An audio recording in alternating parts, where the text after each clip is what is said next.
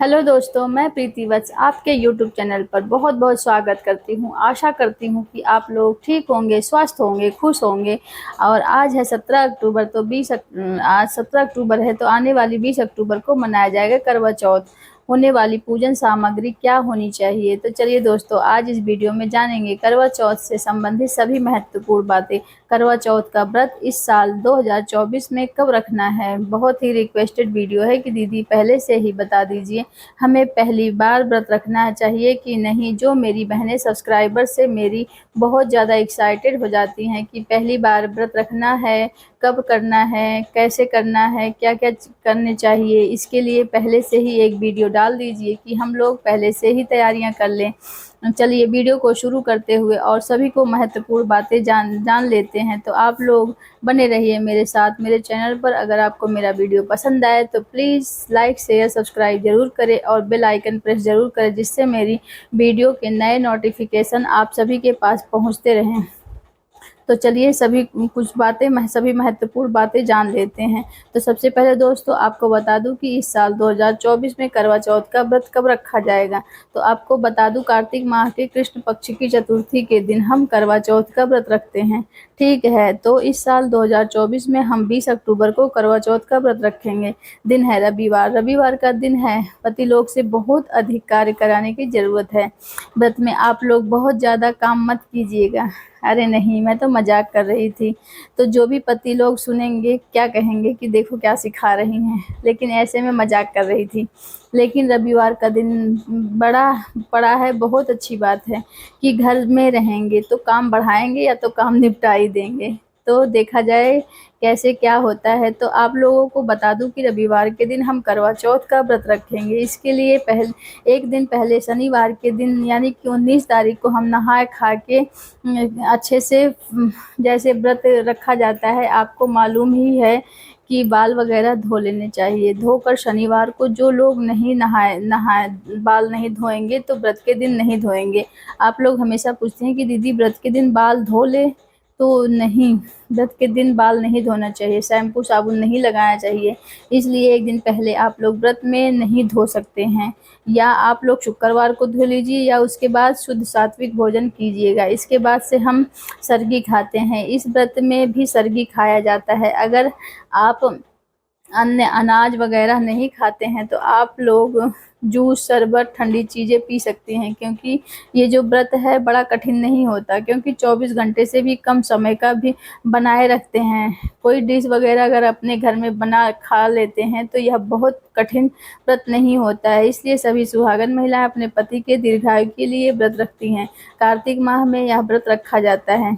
आपको बता ही चुकी हूँ कि कार्तिक माह के कृष्ण पक्ष चतुर्थी के दिन आप लोग व्रत रखिएगा 20 अक्टूबर को, और उसके बाद से हम लोग निर्जला व्रत रखते हैं। शाम को हम पूजा करेंगे। पूजा का शुभ मुहूर्त क्या है, चतुर्थी तिथि कब है, कब प्रारंभ है, कब समाप्त है, तो आगे मैं इस वीडियो में आपको बता देती हूँ।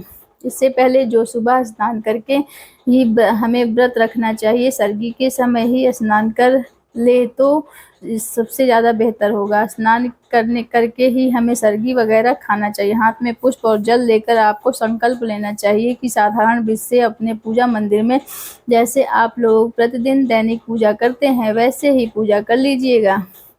और उसके उपरांत आज जो भी कभी कहीं भी मतलब आराम कर सकते हैं, बहुत अधिक कार्य वगैरह ना करें।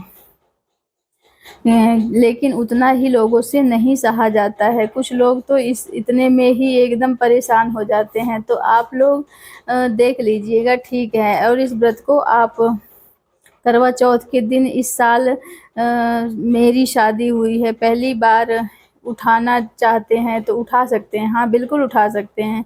एकदम से मत दी हाथ से मत दीजिएगा। मासिक धर्म में भी यह व्रत आप लोग उठा सकते हैं। और आप लोग जो भी ऐसे उठा सकते हैं, तो जो लोग मासिक धर्म में नहीं उठाते हैं तो आप अपने घर का नियम देख लीजिएगा, क्योंकि जो व्रत है ना फिर अगले साल कैसा समय रहेगा, कैसी परेशानी सामने आके खड़ा हो जाएगा। इसलिए हमारे राज्य में, हमारे घर में बड़े बुजुर्ग कहते हैं कि जो सामने पड़ा है उसको हमें कर लेनी चाहिए, बाकी आपकी इच्छा है। कोई ज़ोर ज़बरदस्ती नहीं है, अपने घर के लोगों से भी पूछ लीजिएगा। यह क्लियर हो जाता है कि अगला कार्य क्या है कि आप लोग इस व्रत के लिए लाल पीली साड़ी का सिलेक्शन करें। डार्क कलर लाल हो तो ज़्यादा बेहतर है। शादी का आप लोग चुनरी वगैरह सिंदूर और अगर गांव घर जा रही हैं तो लेकर जाइए। ऐसे में व्रत अगर शादी के चीज़ें पहने तो बहुत ही अच्छा होगा। आप लोग चाहे तो अपने शादी के जोड़ा या व्रत कर कर सकते हैं। नया या कोरा कोई नियम नहीं है। शादी का जोड़ा हो तो अच्छी बात है। अगर आप खरीदें या क्लियर हो जाता है कि ज़्यादा लाइट कलर की साड़ियाँ करवा चौथ के लिए नहीं लेते हैं। अब चलिए आगे जान लेते हैं कि कौन सी चीज़ें इसमें हम पुरानी ले सकते हैं, कौन सी चीज़ें नई ले सकते हैं। अगला आप लोगों का प्रश्न है दीदी जैसे छलनी चलनी जो भी आप लोग कहते हैं, जिसमें हम चंद्रदेव को देखते हैं, उसके बाद अपने पति परमेश्वर जी को देखते हैं, तो चलनी क्या हमें हर साल नया लेना चाहिए? नहीं, हर साल नया लेने की आवश्यकता नहीं है। लेकिन मान लीजिए जंग लग गया हो, ख़राब हो गई, टूट फूट गया, छेद हो गया है, तो ऐसे में टूटी फूटी चीज़ों से ना करें। फ्रेश और अभी तक ख़राब नहीं हुआ हो तो उसी को आप लोग गंगा जल छिड़काव करके और फिर उसको पूजा में शामिल कर सकते हैं। यह तो क्लियर हो गया। और जो भी मिट्टी के बर्तन करवा वगैरह है जो भी है वो आप कंडीशन में फटा नहीं होना चाहिए। कथा की पुस्तक में ये सब चीज़ें नया लेने की ज़रूरत नहीं है, लेकिन मिट्टी की चीज़ें अशुद्ध मानी जाती है, वो आप लोग ले लीजिएगा, पहले ही ले लीजिए, क्योंकि रविवार के दिन पड़ रहा है तो उस दिन करवा वगैरह ना खरीदें। अगर आप लोग मतलब व्रत के लिए खरीद रहे हैं तो रविवार और मंगलवार के दिन मिट्टी की चीज़ें नहीं खरीदना चाहिए। इस चीज़ को आप लोग ध्यान रखिएगा। इस बात को तो पहले ही तो पूजा की सामग्री लोग पहले ही खरीद लेते हैं, लेकिन कुछ लोग लास्ट तक का वेट करते हैं, तो मत कीजिएगा। मिट्टी की चीज़ें आप पहले ही खरीद लें। और अगला आप लोगों के प्रश्न है दीदी वायना जैसे हम लोग निकालते हैं तो क्या सास को दे या ससुराल पक्ष में सास नहीं है तो जी मायके पक्ष में मत दीजिएगा। कि किसी भी प्रकार का दान आप अपने घर नियम रीत रिवाज देख लीजिएगा, लेकिन अगर आप कोई भी दान करते हैं तो ससुराल पक्ष में और छोटे बड़े किसी को भी दे सकते हैं, अपने से पूजनीय को दे सकते हैं, बेहतर होगा। लेकिन मान लीजिए कोई नहीं है तो आपने नंद बेटी भांजी किसी को भी आप लोग दे सकते हैं, लेकिन मायके में देने से ज़रूर आपको बचना चाहिए। लेकिन आप लोगों को ये चीज़ें अच्छी नहीं लगती है, यह बातें तो आप अपना देख लीजिएगा। मैं किसी को मना नहीं करूँगी, लेकिन बेटी का दान दिया हुआ मतलब कोई सामग्री और चीज़ मायके वाले इस्तेमाल नहीं करते हैं, तो आप ध्यान रखिएगा। उन्हीं के ऊपर दोष लगता है, ना तो दे तो बेहतर है। आपके लिए छोटी छोटी चीज़ों से उनका गुजारा नहीं होगा, लेकिन उनके ऊपर दोष लगेगा। किसी की बेटी को अच्छा लगे तो आप ही बताइए, क्या यह अच्छा लगेगा? किसी भी लड़की को अपने माँ बाप के लिए नहीं लगे, इसलिए नहीं देनी चाहिए। बाकी आप लोग खुद ही समझदार हैं, समझ लीजिएगा। यह क्लियर हो गया है। अब आप लोग को एक चीज़ और पूछते हैं कि बार बार की जैसे करवा चौथ व्रत दीदी मायके ससुराल में से नियम है क्या उठाना चाहिए? नहीं, ससुराल से उठाया तो और भी बेहतर है। जहाँ कहीं भी इस साल आप लोग उठा लीजिए, ऐसा कुछ नियम नहीं है। मायके से उठाते हैं तो ससुराल से उठाते हैं, जहाँ से भी सुहाग वाले व्रत हमें उठा लेनी चाहिए और वेट नहीं करना चाहिए। आगे फिर पता नहीं परिस्थिति कैसी रहेगी, उठा पाएंगे या नहीं, कोई अड़चन अचानक से पड़ जाती है। तो नई साड़ी मान लीजिए जो लोग नहीं खरीदते हैं, अगर उनके पास साड़ी कपड़ा या जोड़े से अपना करना चाहते हैं तो शादी का जोड़ा हो, शादी का लहंगा साड़ी हो या जो भी कोई कीमती, जैसे लाल चूड़ी सुहाग का सबसे बड़ा प्रतीक होता है। चूड़ी सिंदूर डब्बी हमें ज़रूर सुहाग वाले व्रत में खरीदना चाहिए।